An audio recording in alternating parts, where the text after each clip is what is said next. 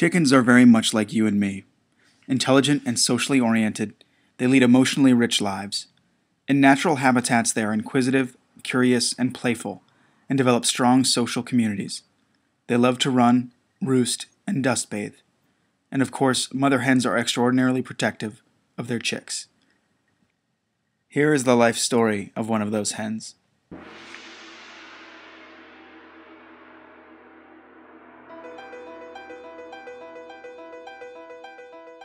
Hi, my name is, well, I don't have a name. I'm a chicken, a hen to be exact. I was born in a hatchery that sells young hens to America's egg companies. I was not even 1 day old when I was dropped onto a conveyor belt with hundreds of other chicks. One by one, we were grabbed up by huge hands so we could be sorted.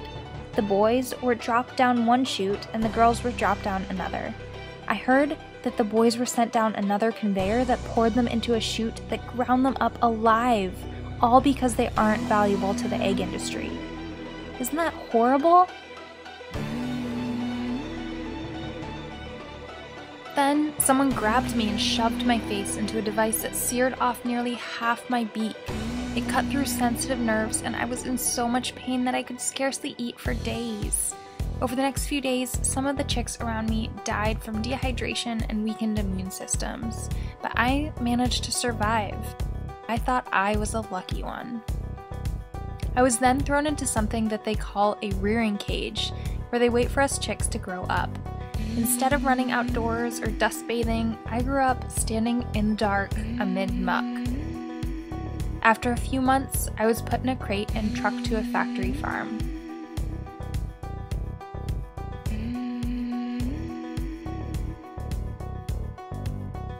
I lived in a wire cage in a long, windowless, filthy shed. More than 100,000 hens were around me. My feathers wore away, and I suffered constant scrapes and bruises. We were all so tightly crammed together that we had no choice but to urinate and defecate onto one another. The ammonia from the airborne urine droplets would eat into my lungs. After a few months, one of the birds in the cage died and began to rot as we laid just one egg with each passing day. Her body was never removed from the cage. Yet somehow, I survived. And again, I thought I was a lucky one. But I couldn't have been more wrong.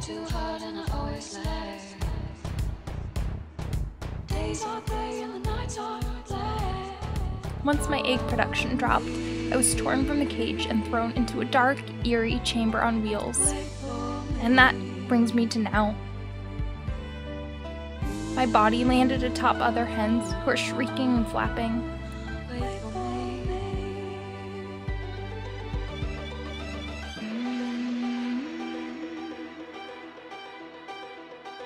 Gas is entering the chamber.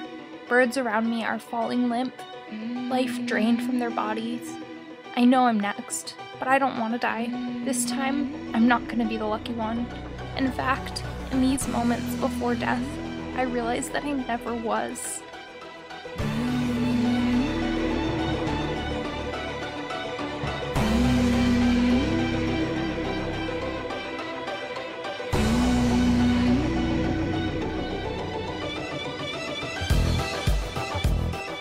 Once dead, her body was sent to a rendering plant to be used for pet food, farm animal feed, or other low-grade uses. In the time it has taken you to watch this video, more than 1,500 layer hens have been killed in the US alone.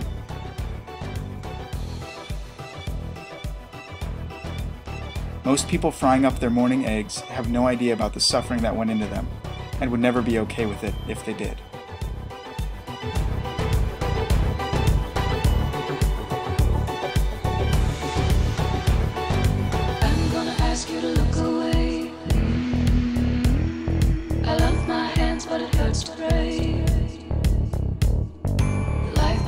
Isn't what I'd see. The sky's not blue and the field's not green. Choose compassion. Skip the eggs. A broken life will never stay. Try too hard and I always lag. days are gray and the nights are